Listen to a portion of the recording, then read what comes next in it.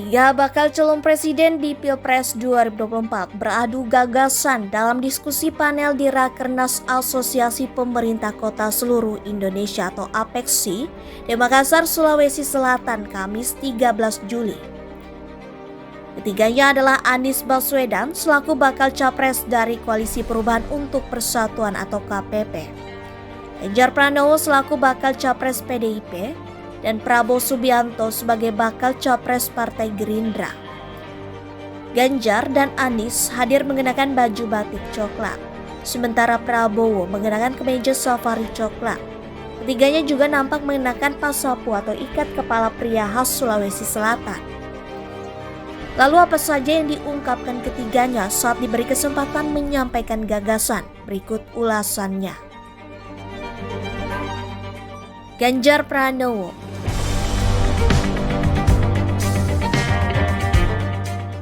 IKN. Ganjar menilai rencana Presiden Joko Widodo memindahkan ibu kota negara atau IKN dari Jakarta ke Nusantara di Kalimantan bukan sekadar memindahkan tempat, namun juga mindset orang Indonesia. Baginya, pemindahan ini tak sekedar memindahkan fisik, melainkan juga mengubah perilaku masyarakat Indonesia yang kedepannya. Komitmen memberantas korupsi. Ganjar mengklaim akan serius memberantas korupsi bila terpilih sebagai presiden. Baginya, karakter yang sangat ditolak dan seluruh masyarakat Indonesia setuju untuk diberantas, yakni korupsi. Masih dibully soal kasus Wadas. Ganjar bercerita masih dibully oleh berbagai pihak terkait kasus pembangunan bendungan bener di Wadas Purworejo sampai saat ini. Ganjar menjelaskan banyak informasi yang belum diketahui publik mengenai pembangunan bendungan di sana. Ia bahkan mengaku sudah memberikan ganti rugi 11 miliar rupiah kepada ketua kelompok yang menolak pembangunan waduk tersebut. Puji infrastruktur dibuat Jokowi. Ganjar turut menyinggung proyek-proyek infrastruktur yang telah dibangun oleh Presiden Joko Widodo.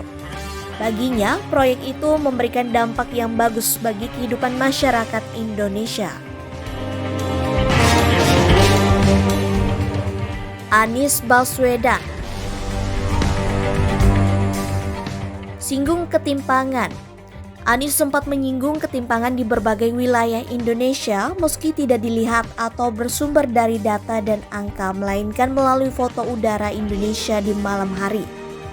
Foto-foto udara Indonesia di malam hari yang dibawanya itu terlihat sebagian besar lampu di wilayah Pulau Jawa menyala, sebagian di Pulau Sumatera menyala, dan Indonesia Timur hanya sebagian kecil. Kerap ditanya keberlanjutan IKN. Anies mengaku heran selama ini kerap ditanya soal keberlanjutan pembangunan IKN Nusantara di Kalimantan bila dia menjadi presiden berikutnya. Anies merasa heran lebih sering ditanya sikapnya terhadap IKN ketimbang soal harga pangan hingga subsidi bahan bakar minyak. Kemiskinan ekstrim. Anies juga menyinggung masih adanya kemiskinan ekstrim masih terjadi di pusat pemerintahan negara, yaitu DKI Jakarta. Anies mengaku meriset hal tersebut saat berkeliling sebelum menjadi gubernur. Anies menilai kesenjangan sosial yang tinggi di perkotaan perlu dibereskan terlebih dahulu daripada permasalahan lain.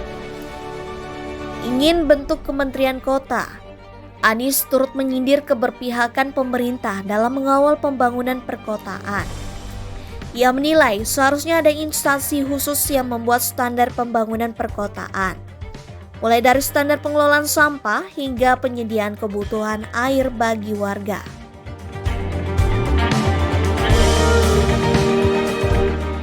Prabowo Subianto